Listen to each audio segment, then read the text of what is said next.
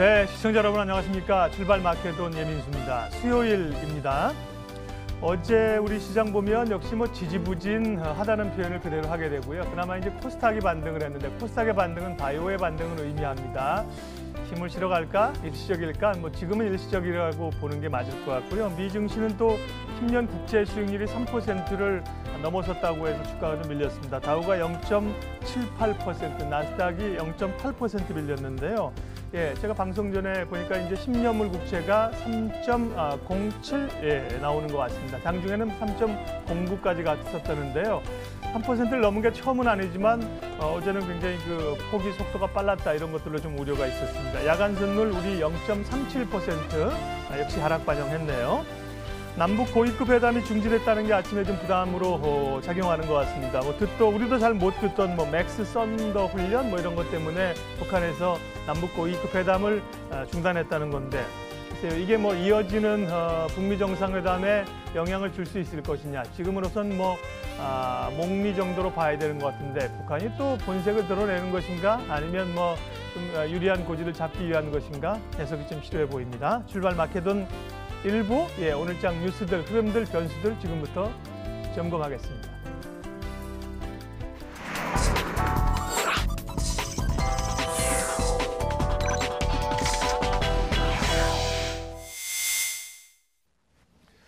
네, 첫 코너 장용혁의 마켓 시그널입니다. 시장의 시그널들 살펴봅니다. 한국투자증권 이프렌즈예요. 장용혁 팀장님 오셨습니다. 어서 오십시오. 네, 안녕하세요. 오늘 준비하신 첫 번째 내용은 삼성전자인데요. 저도 어제 장중에 이제 4만 원대 앞에가 찍힌 삼성전자를 보니까 굉장히 생소했는데 예. 국채 수익률 급등이나 남북 얘기나 추가 얘기 좀 하고 가실래요? 아니면 삼성전자 얘기 바로 할까요? 국채 수익률 3%룸 바깥으로 크게 벗어날 이 구간 크지 않다라고 보는 시각이 하루아침에 바뀌긴 어려울 거고요. 맥스 썬더 관련돼서는 제가 군사 전문가는 아닙니다만 북미 회담을 만약에 뒤엎는 케이스가 나오면은 시장의 부담이 분명히 될 겁니다. 근데 그런 케이스 정도라고 보지는 않으니까요. 물론 이 대북 이슈 요즘 대북 테마에 묶여 있었던 종목들한테는 오늘 일정 부분의 부담을 안길 것으로 보여집니다만 시장에 미치는 부담이라고 보기에는 좀 어렵다라고 평가를 좀 해드리도록 하겠습니다. 네. 삼성전자 얘기를 그럼 좀 하도록 할까요? 네. 예, 삼성전자에 대한 기대감이 크고 여전히 또 실적이나 기대감들이 있는데 주가는 탄력적이지 못하고 밀리고 결국은 이제 메이저 수급이 안 받쳐주는 거죠? 네. 네. 그냥 밀리는 종목은 사실 없거든요. 네. 그러니까 요즘 시장에 비해서 삼성전자가 워낙 탄력이 많이 떨어져 있었기 때문에 그에 합당한 이유가 있을 겁니다. 그럼 지금 이제 뾰족하게 드러난 부분이 없으니까 이제 추정을 하건대 내일이죠? 17일이 내일로 다가온 이 삼성바이오로직스의 감리위원회 네. 이게 내일 뾰족한 결론을 아마 못 내릴 거거든요. 그렇죠? 네, 내일 뾰족한 결론을 아마 못 내릴 거예요. 다음 감리위원회가 이달 말일에 한 번 더 있고요. 그 뒤에 이제 증선위로 공이 넘어가게 됩니다.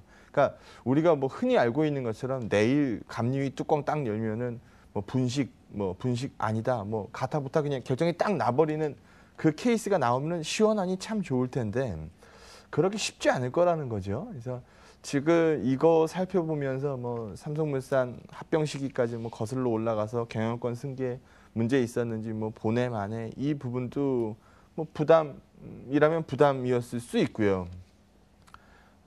최근에 반도체 가격이 스파카 중심으로 좀 부진했어요라고 보는 것도 부진의 한 이유가 될 수도 있고요.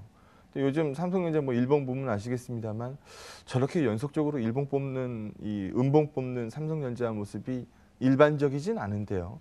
요즘 시장 삼성전자가 주도한 하락이다라고 봐도 과언이 아닐 것 같습니다. 그럼 그 이유라는 거를 한번 찾아보자는 겁니다. 우리가 모두 알고 있는 그거 말고 좀 이제 찾아보자.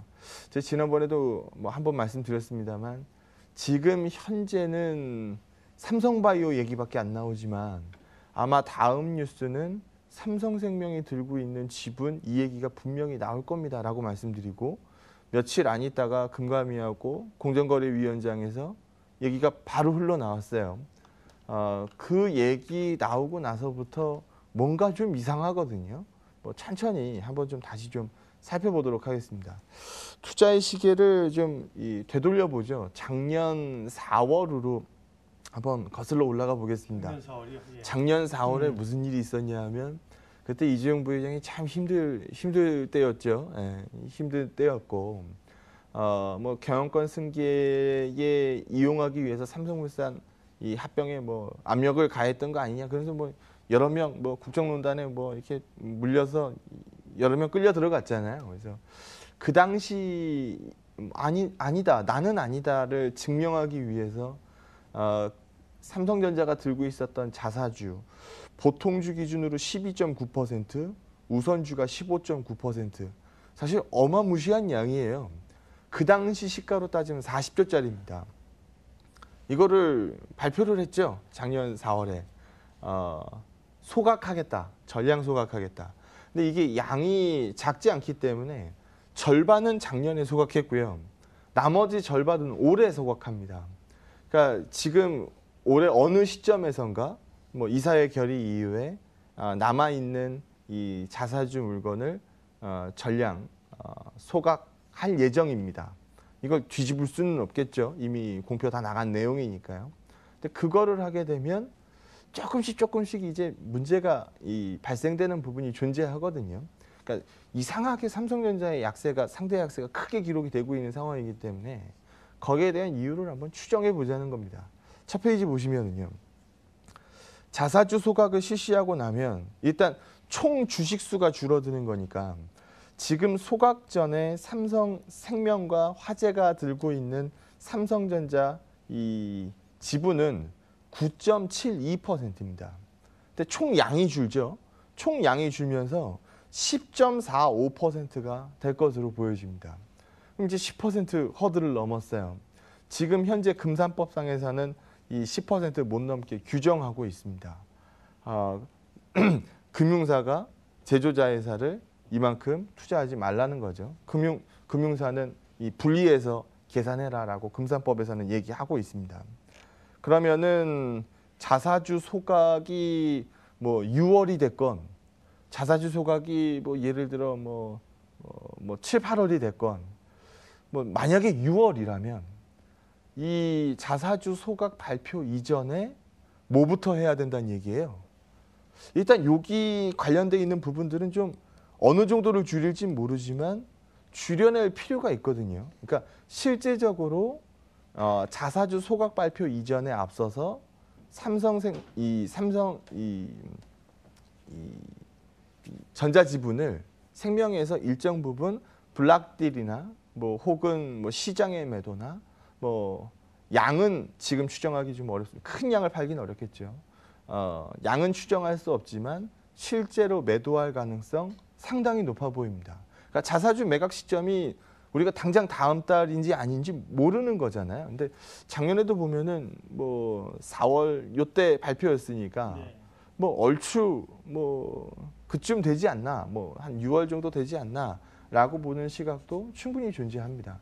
저도 6월일 가능성이 상당히 높아 보이거든요. 그래서 그 발표 이전에 일정 부분 생명이 들고 있는 지분이 좀 시장에 풀릴 가능성 존재한다.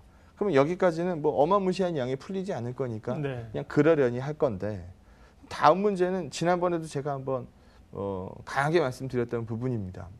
보험업법 개정안이 이제 뒤따라 올 텐데 이건 아직 통과된 법안이 아니니까 아직은 뭐 가타부타 얘기할 수 없는 법안입니다만 지금 현재 보험업법상에서는 이 금융사가 밑에 제조자 회사를 3% 이상 갖지 못하게 규정하고 있어요.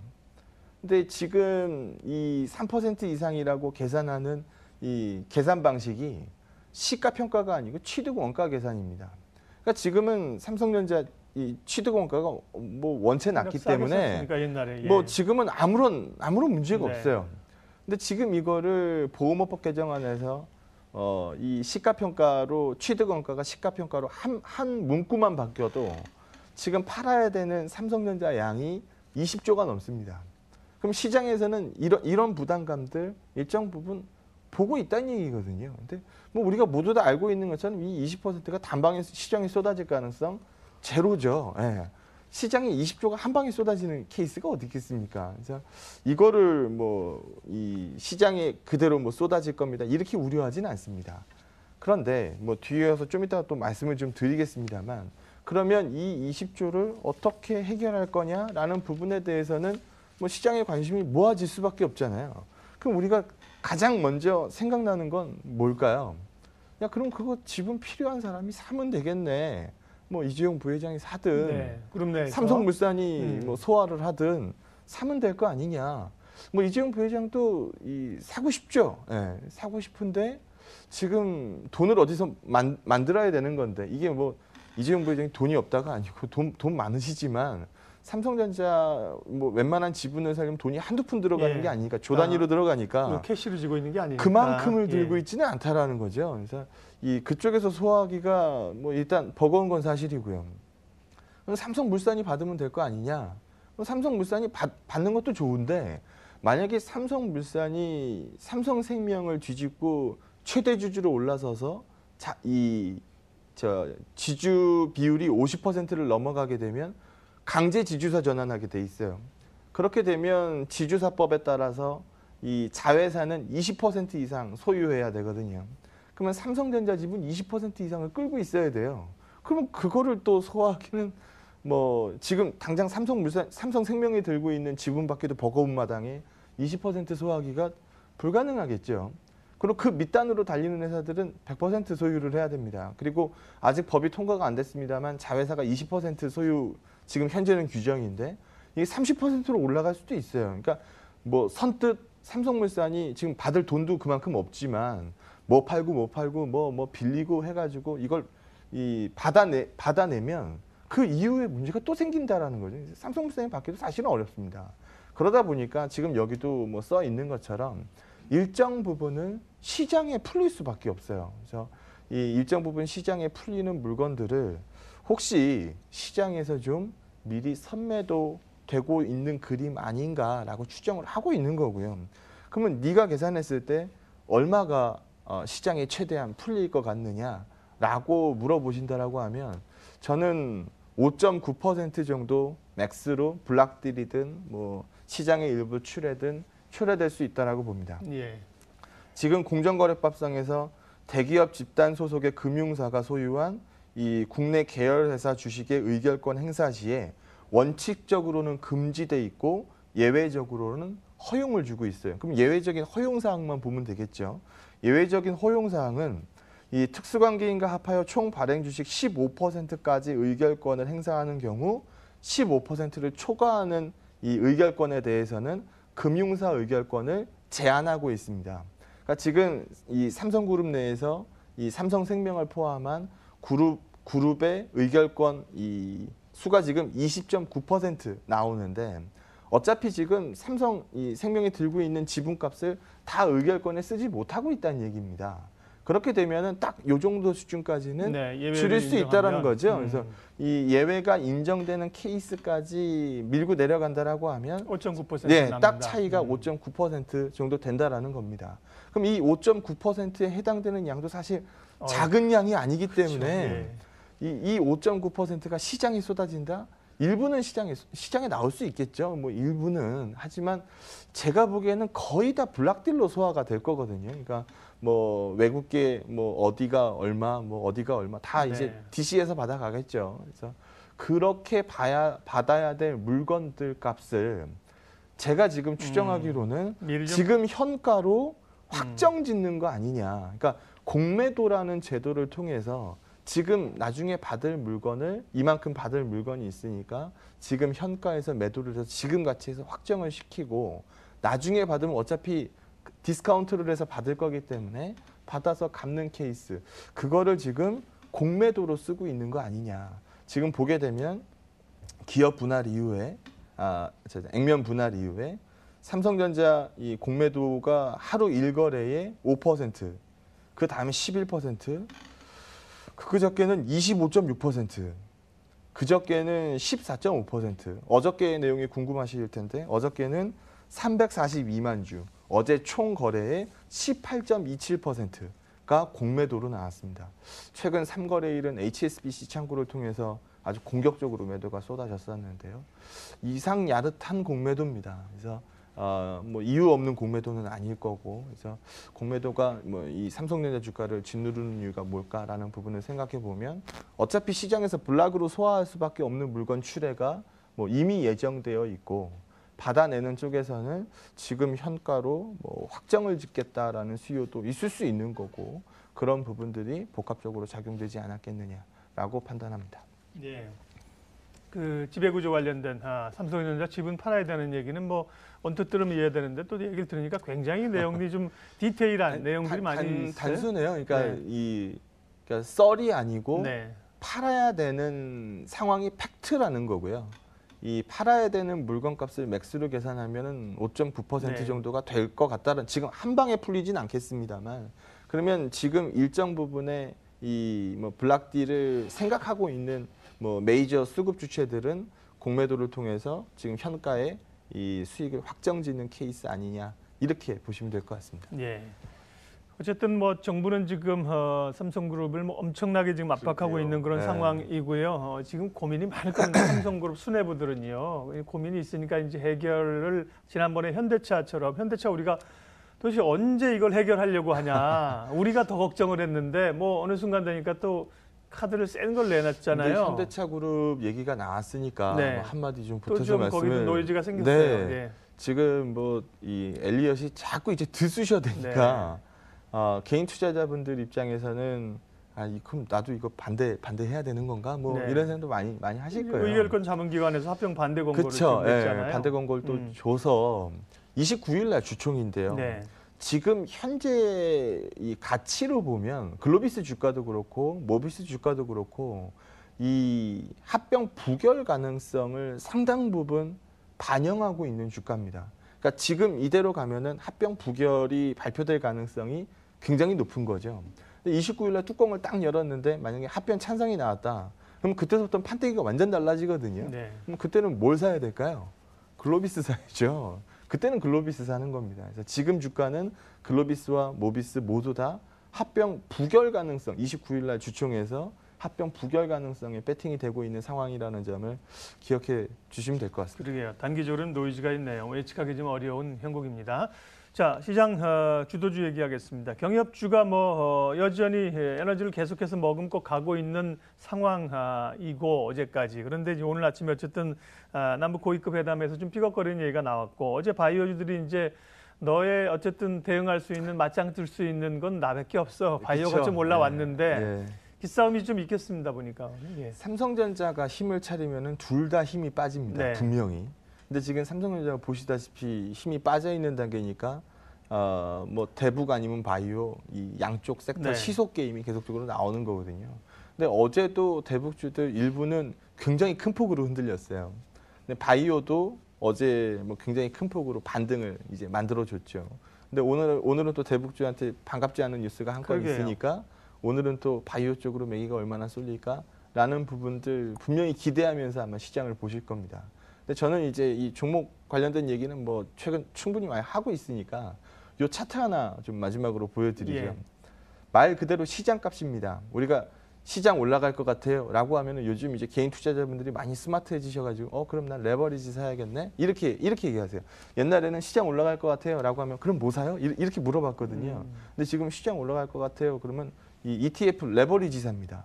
그럼 그만큼 이제 일반적으로 이제 시장 상승을 얘기할 때 많이 보는 기준 이 종목이 된 거죠. 근데 최근에 이 추정값들, 뭐 ETF 설정액도 있을 거고, 뭐 펀드 추정액도 있을 거고, 뭐 많을 거 아닙니까? 그쪽 움직임을 보면 증가 일변도를 보이던 그림에서 작년에 이제 하도 코스닥만 치고 올라가니까 좀 줄었다가 한참 기고 있는 상황입니다. 지금 일단 이 ETF 추정값으로 돈이 밀려 들어오고 있지 않다는 소리예요. 그럴 수밖에 없는 게 지수가 핫하지 않았잖아요. 지수가 맨날 그나물의 그 밥처럼 좀 올라간다 싶었으면은 또 밀려가지고 또 그 자리 버티고 있다. 그렇다 또 빠지지도 않아요. 뭐 계속 버팅기는 그림이 나오고 있으니까 ETF 추정값으로 돈이 몰릴 이유가 없죠. 그냥 그 자리 자고 있으니까. 근데 뭐 그때 한번 제가 코스닥 레버리지 가지고 코스닥 150 레버리지 가지고 네. 단기 수익을 한번 엄청 그렇죠. 냈었는데 제가 장영욱 팀장님이 그 얘기하시는 거 맞습니까? 그때 네. 한번 했었어요. 예. 그때 여기 한번 보시게 네. 되면 코스닥 150 레버리지 이 추종액이 늘어났어요. 이렇게 늘어났어요. 네. 그럼 이때는 코스닥을 매매 안 하는 저 같은 이 시각도 이거는 무시하면 안 되죠. 그냥 레버리지 들어가서 네. 그냥 챙겨 먹고 나오면 되는 거거든요. 근데 최근에 그쪽이 뭐 바이오 중심으로 많이 약해지는 시장 분위기였기 때문에 감소세를 좀 찍고 있습니다.